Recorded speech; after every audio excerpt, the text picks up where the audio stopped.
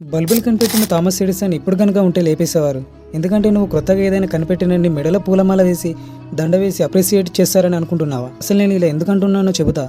నాకు అర్థం కాలేదు సార్. విలియం రైబ్ అనే ఇతను సైకాలజిస్ట్ అయిన డాక్టర్ కూడా ఆర్గాన్ ఎనర్జీ అనే ఒక డివైజ్ని కనిపెట్టారు.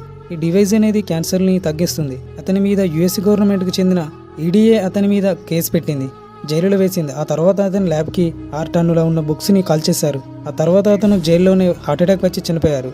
2014లో మలేషియా ఎయిర్లైన్స్ MH17 అనే విమానం యుక్రెయిన్ మీదుగా వెళ్తుంది. రష్యన్ మిలిటరీ వాళ్ళు మిసైల్ పంపించి కూల్చేశారు. అందులో దాదాపు 298 మంది చనిపోయారు. అందులో 298 పీపుల్స్ ఎవరో తెలుసా?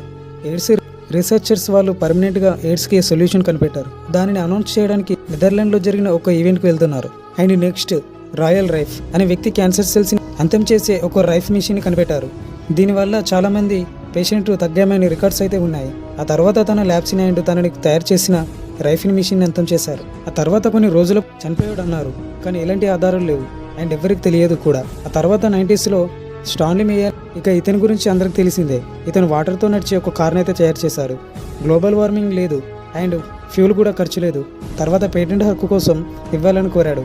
ఇక గవర్నమెంట్ అయితే పేటెంట్ హక్కుని ఇవ్వమని చెప్పారు. ఒకరోజు రెస్టారెంట్కి వెళ్ళి కూర్చొని జ్యూస్ తాగుతాడు. ఆ తర్వాత అతను సడన్గా చనిపోతాడు.